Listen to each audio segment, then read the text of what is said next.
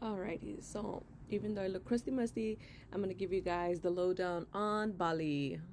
First of all, I'm sorry I didn't get to this sooner. I post most of my stuff on my Instagram, so if you want to follow my Instagram, vibes con Eileen Felix, go ahead. I have a lot of my pictures and videos and all that on my Instagram.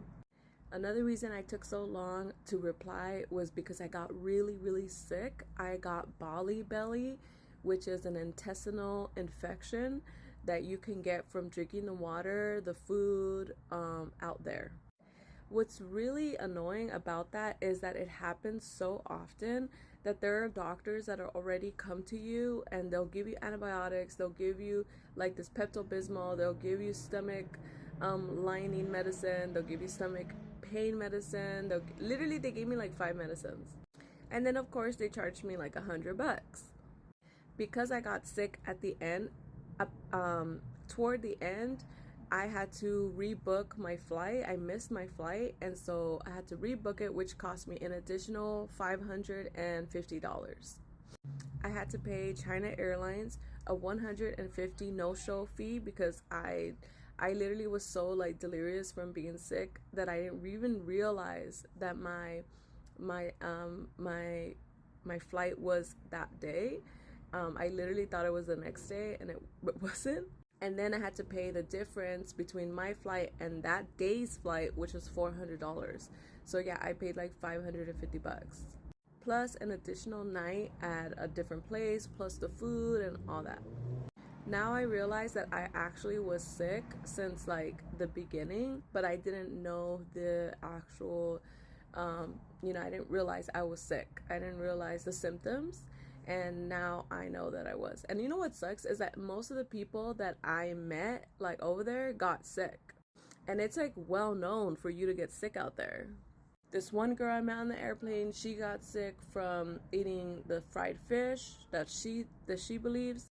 I think I got sick because I drank a Mai Tai and it had ice, and then most likely they're not using like bottled water to make the ice.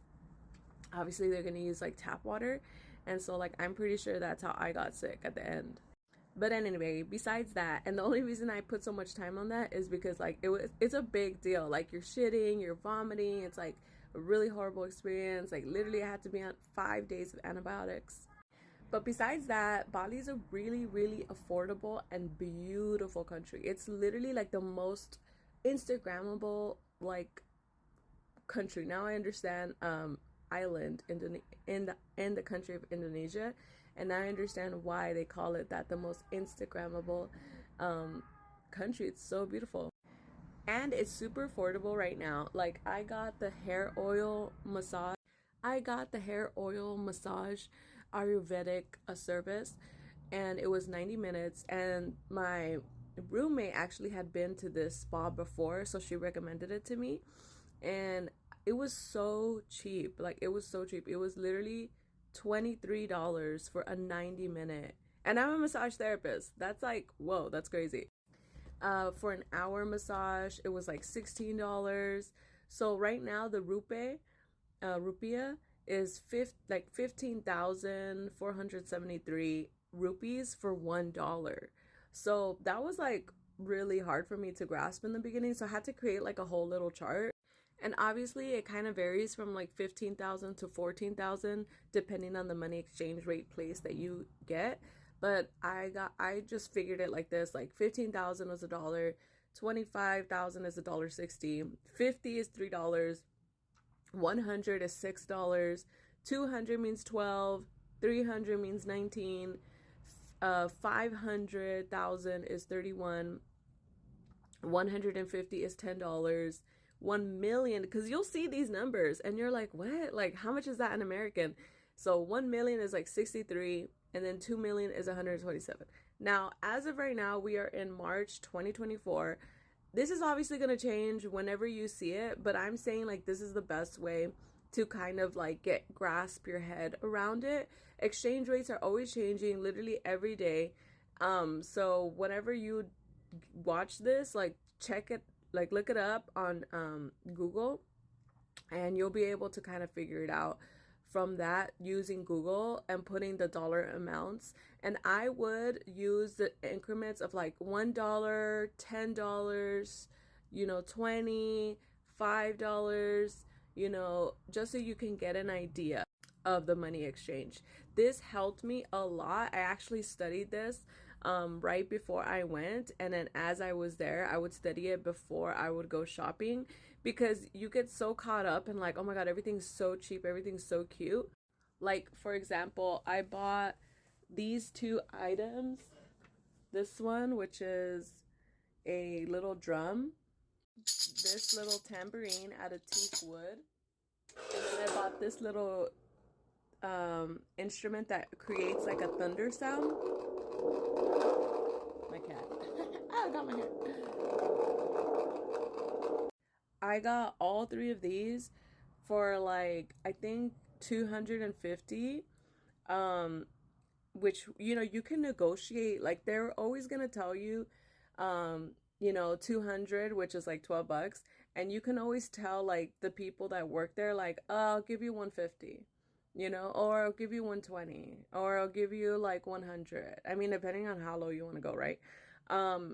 And then you can bargain with them and negotiate with them how much you're willing to give. So for 250, this was like what, like $15, like at the end, 555. And I was willing to give that. I could probably have gone lower, but I mean, this is like their money. They don't make a lot of money over there, so I'm not trying to like, argue with someone for like $3, right? The people are really, really cool, and one of the things I was worried about was that they weren't going to speak English. And so I downloaded Google Translate. I think you guys have to do that. It's such a good app, which is this little icon right here, Google Translate. And then I just like Googled simple shit like, hello, my name's Eileen. So, alo namaku Eileen. And then I knew people were going to ask my ethnicity. So I was like, I am Mexican. Saya orang Mexico.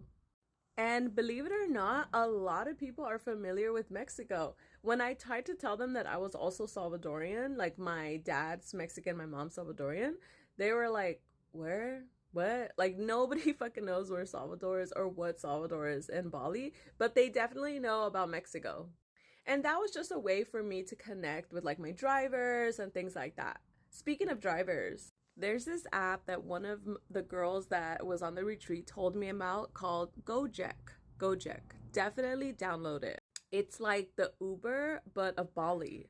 Now, I'm telling you, it is so fucking cheap in Bali. Like, it's so affordable that these were the prices for the Gojek. Remember that I said 15,000 is $1. So I went on a scooter ride, moped ride. And yes, the Ubers over there are also mopeds, scooters slash cars. It's not just cars, it's also scooters. So I paid 20,000. Remember, 15,000 is $1. So I literally paid like $1.25 to get a ride. This one was a car that took me from little like 5-10 minute drive from just shopping area to our retreat, and it was 22,000, which is like less than $2, because remember, 15,000 is $1.